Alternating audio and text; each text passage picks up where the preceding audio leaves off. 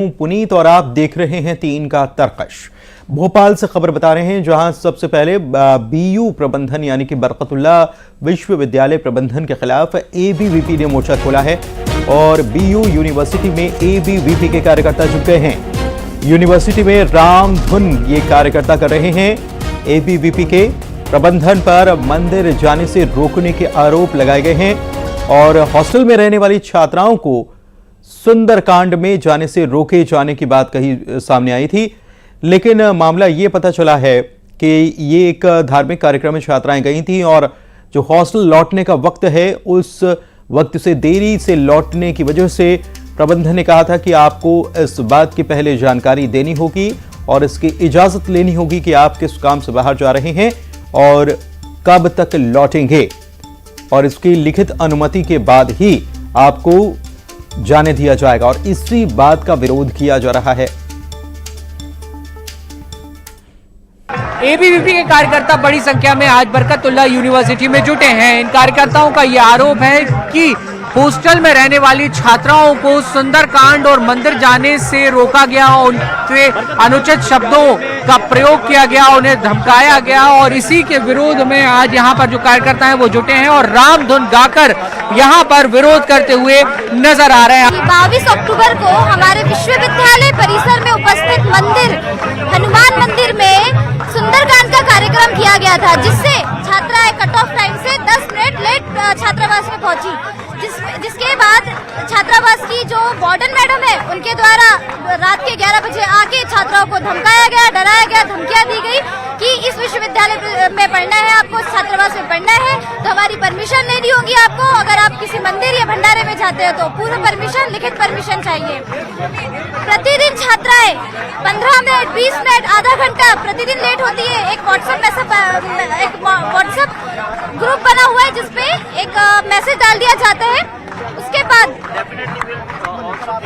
वहाँ पे बताना नहीं होता, परमिशन नहीं लेनी होती और मैडम कभी उसके विषय में कोई बात नहीं करती है। लेकिन 10 मिनट हम मंदिर से भंडारे से 10 मिनट लेट पहुंचे तो मैडम ने कहा कि आपको लिखित में परमिशन चाहिए। आयशा रईस हमारी जो चीफ वार्डन है उनका आदेश था कि छात्राओं को विदाउट परमिशन यदि वो गए तो उनको यहाँ पे उनके और बीयू मामले पर सियासत गर्मा गई है। अखिल भारतीय विद्यार्थी परिषद और एनएसयूआई आमने सामने हो गए हैं और एनएसयूआई ने वार्डन के पक्ष में अब वो एनएसयूआई उतर आई है। वार्डन ने सिर्फ अपना काम किया है, ये एनएसयूआई की तरफ से कहा गया और छात्राओं की सुरक्षा से ये मामला जुड़ा हुआ है। एनएसयूआई की तरफ से ये दलील दी गई है।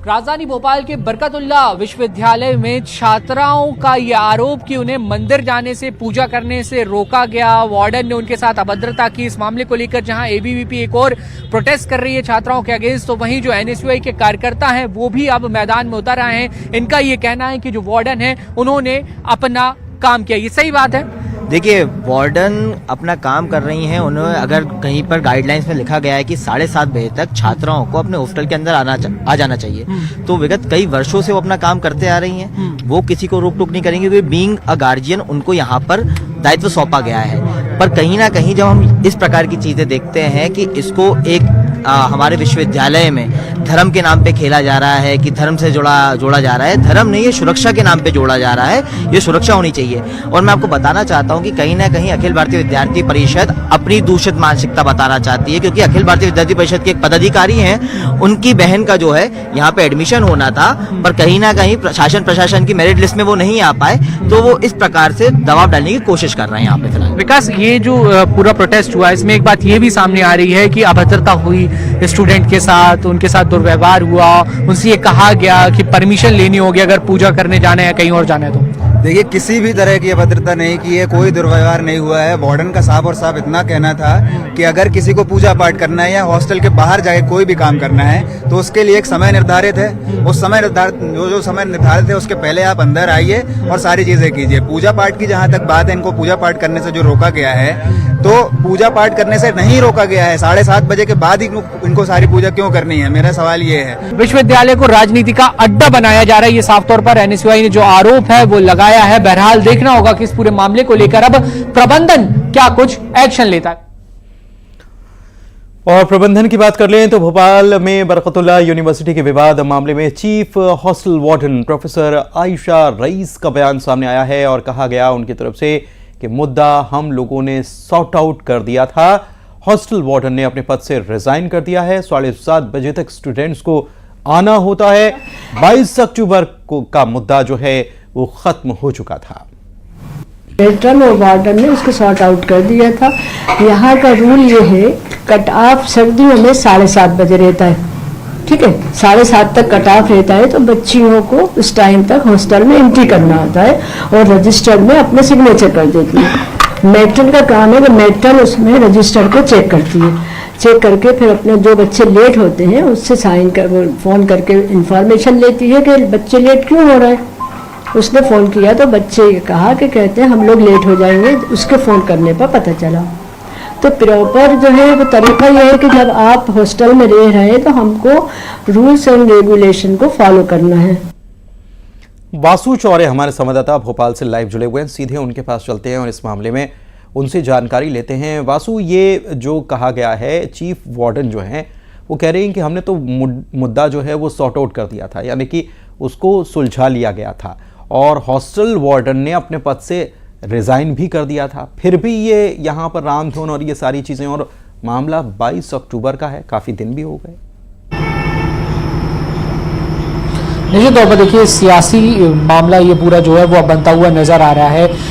एक तरफ एनएसयूआई है, एक तरफ एबीवीपी है। एबीवीपी का ये आरोप है कि चूंकि धार्मिक आयोजन में जो छात्राएं वो शामिल होने गई थी और उसके बाद जब वो हॉस्टल पहुंचने में उन्हें थोड़ी सी देर हो गई तो उसको लेकर हॉस्टल वार्डन की ओर से जो है वो आपत्ति दर्ज कराई गई और ये कहा गया कि अगर आप पूजा पाठ में शामिल होना है तो अब आपको परमिशन लेनी होगी। दूसरी तरफ एनएसयूआई ये कह रही है कि जो हॉस्टल वार्डन है या हॉस्टल का जो स्टाफ है, जो मैट्रेन है, वो सिर्फ अपना काम कर रहे थे क्योंकि ये पूरा जो मामला है वो लड़कियों की, छात्र छात्राओं की सुरक्षा से भी जुड़ा हुआ है। इसको पॉलिटिकलाइज जो है वो नहीं करना चाहिए। ये आरोप जो है वो एनएसयूआई की ओर से लगाया गया। ये भी कहा गया कि एबीवीपी जो है वो अपना एजेंडा चला रही है, इसमें कोई भी धार्मिक भावनाओं को आहत करने जैसी जो बात है वो नहीं है। तो एबीवीपी और एनएसयूआई दोनों ही जो छात्र संगठन है वो इस पूरे मामले को लेकर आमने सामने हो गए हैं। वहीं जो इसमें प्रबंधन का पक्ष है, यानी कि जब हमने आयशा रईस जो चीफ हॉस्टल वार्डन है उनसे बात की तो उन्होंने ये कहा कि ये 22 तारीख का मामला है, हम लोगों ने इस पूरे मामले को शॉर्ट आउट कर लिया था। जो छात्राएं हैं वो लेट हुई तो हॉस्टल की तरफ से उन्हें फोन किया गया था और हॉस्टल की तरफ से जब उन्हें फोन किया गया तब उन्होंने इस बात की जानकारी दी कि हम लोग लेट हो रहे हैं। उस पर उन्हें समझाइश दी गई, उन्हें बताया गया कि जो एक तय समय है,